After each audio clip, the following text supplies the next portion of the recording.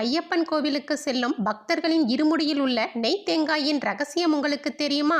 ஐயப்பனை காண செல்லும் பக்தர்களின் இருமுடி பையில் உள்ள முக்கியமான பொருள் என்றால் அது நெய் தேங்காயாகும். இந்த நெய் தேங்காயானது இருமுடி கட்டுவதற்கு முன்பாகவே தேங்காயின் ஒரு கண்ணில் துளையிட்டு அதில் உள்ள இளநீரை வெளியே எடுப்பார்கள். பிறகு அந்த தேங்காயை காய வைத்து அந்த தேங்காயின் உள்ளே காய்ச்சிய நெய்யை நிரம்ப ஊற்றுவார்கள். இப்படி நெய் தேங்காயின் ரகசியம் என்பது ஐயப்பனை சரணடைவது என்பதாகும். அதாவது இந்த தேங்காயின் மேல் ஓட்டு பகுதி நமது பூத உடலை குறிக்கும். தேங்காயின் உள்ளே ஊற்றப்பட்ட நெய்யானது நம் உடலில் ஓடும் உயிரை குறிக்கும். இந்த தேங்காயை பத்திரமாக எடுத்துச் சென்று அதில் உள்ள நெய் ஐயப்பனின் அபிஷேகத்திற்கு ஒப்படைக்க வேண்டும். மேல் ஓட்டு தேங்காயை சன்னதியில் உள்ள தீயில் எரிய வேண்டும்.